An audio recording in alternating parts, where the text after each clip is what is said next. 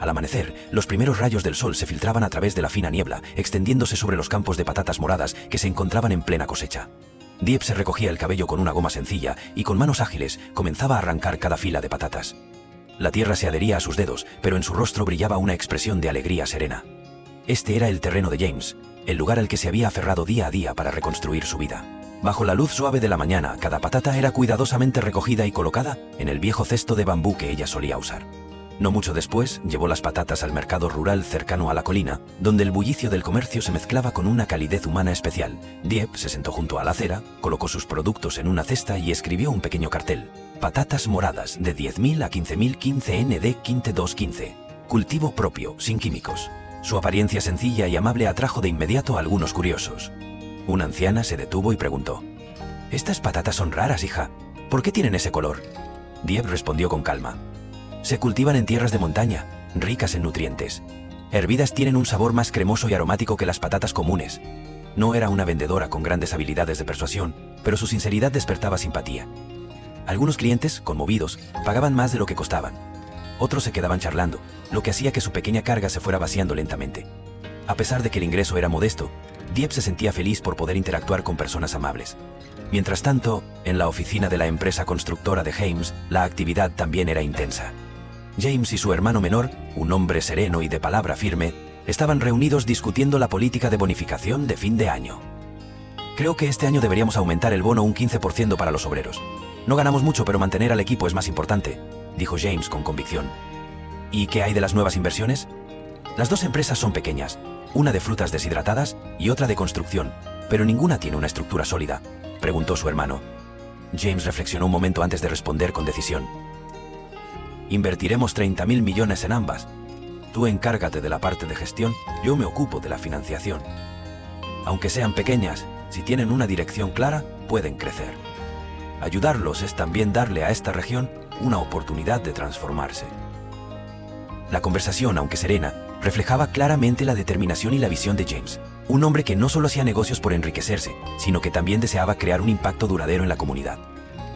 Él no sabía que, en una modesta esquina del mercado, la mujer que amaba seguía sentada junto a su cesta de patatas, trabajando con perseverancia, contribuyendo en silencio a la vida que ambos estaban construyendo juntos.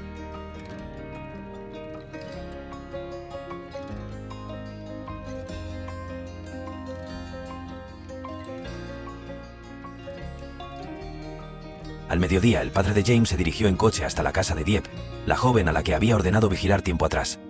Tras llegar al lugar, bajó del vehículo y decidió caminar solo por el camino de tierra que conducía a la humilde vivienda. Se detuvo frente a una vieja puerta de madera y llamó suavemente.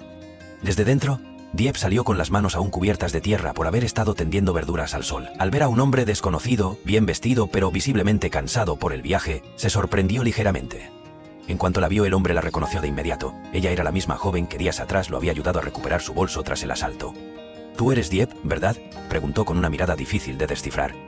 «Sí, soy yo. ¿Usted buscaba a alguien?», respondió ella con cortesía. «Soy alguien que hace muchos años trabajó para la familia de James. Escuché que vivías aquí y quise pasar a saludarte». Dieppe se sorprendió, pero no dudó. Para ella, cualquier conocido de James era un huésped bienvenido. Sin esperar a que él dijera más, lo invitó a pasar. Le sirvió agua y se apresuró a encender el fuego para preparar algo de comer. El almuerzo fue humilde: huevos cocidos, un plato de verduras hervidas y una pequeña salsa de pescado con ajo y limón, pero ella lo sirvió con cuidado y respeto, como si se tratara de una comida importante. Cuando lo invitó a comer, él asintió sin decir una palabra. Pero en cuanto tomó los palillos, empezó a comer con un apetito que dejaba entrever que hacía mucho no disfrutaba de una comida tan sencilla. El arroz blanco recién cocido, las verduras crujientes, el sabor profundo de los huevos, no eran manjares, pero tenían el sabor auténtico de un hogar.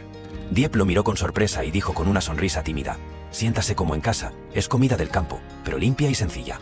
Él asintió, masticando más despacio, con una mirada que empezaba a perder su dureza. Cada bocado le devolvía recuerdos de su juventud, cuando también había vivido en casas humildes como esa. «¿No te da miedo vivir sola así?», preguntó, esta vez con un tono más suave. «Ya estoy acostumbrada, señor. Además, tengo a Jackie conmigo y trato de vivir con dignidad para no depender de nadie», respondió ella, mirando al pequeño perro que en ese momento yacía a sus pies, alzando la mirada de vez en cuando y rozando con el hocico la pierna de Dieppe. La escena lo desconcertó. Dentro de él, la voz del deber le decía que debía ser riguroso en su juicio, pero los ojos sinceros de esa joven lo dejaban en silencio. No reveló su identidad. A la luz tenue del fuego, comió lentamente sin decir nada más. Aquella comida no solo le llenó el estómago, sino que también removió en su interior una mezcla de emociones difíciles de nombrar: calidez, honestidad y un nudo en el pecho que no sabía explicar.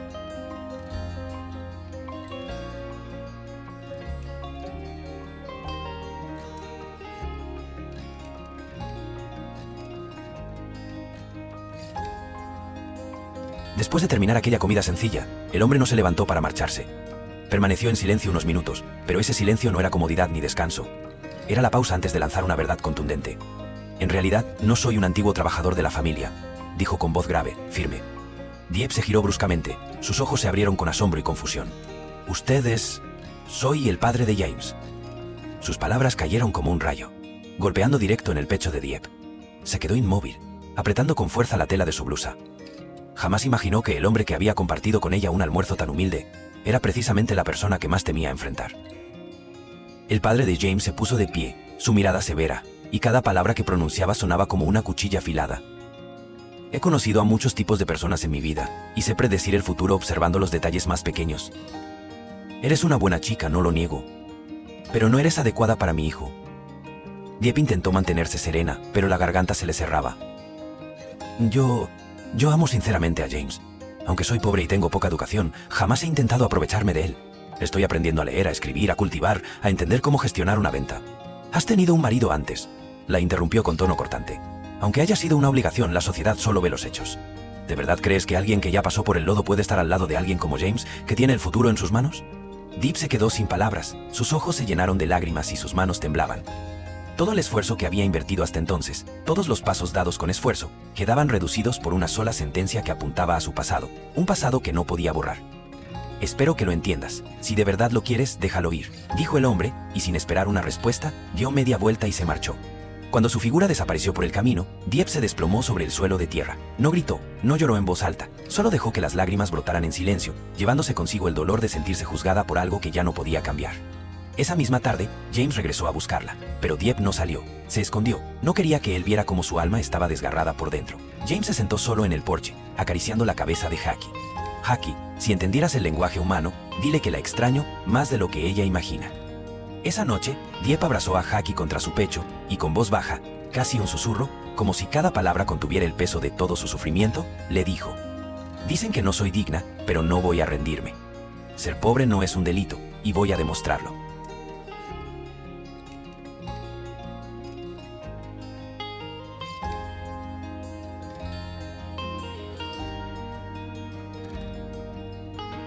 Una mañana fría y silenciosa, James se sorprendió al escuchar el timbre sonar con insistencia.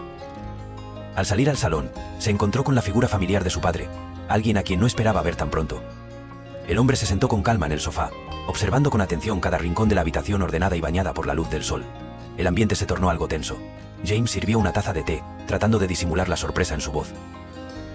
¿Has vuelto de repente? ¿Pasa algo? Su padre lo miró con una mirada aguda, como si quisiera escudriñar todo lo que su hijo no decía en voz alta. Solo he venido a verte. Y también, a hacer algunas preguntas. Pausó un instante, como eligiendo cuidadosamente las palabras.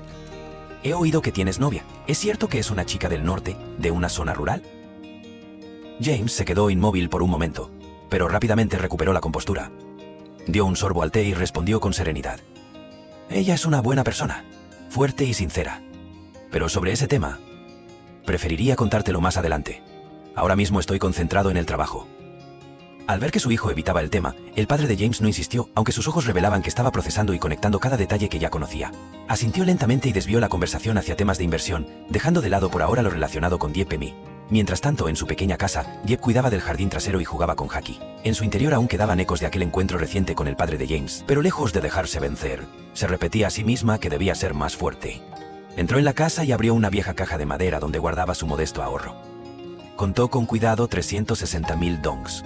Los guardó en una bolsita de tela y salió. Sabía que lo que estaba a punto de hacer no iba a cambiar la opinión de nadie de inmediato, pero al menos era un primer paso. En medio del mercado matutino, se detuvo frente a un pequeño puesto de ropa. Dudó un buen rato antes de elegir un conjunto sencillo, pero elegante, lo justo para no ser despreciada, sin dejar de reflejar su esencia humilde. Al tener la ropa nueva entre las manos, sonrió levemente. No era la alegría de comprar algo bonito, sino la satisfacción de estar tomando las riendas, de demostrar que podía enfrentar las miradas con dignidad. Ya no había rencor en su corazón, solo determinación. Si no podía ser aceptada por su origen, entonces lograría que la miraran con respeto por su esfuerzo. Porque este amor merecía que se levantara y lo defendiera, con la frente en alto.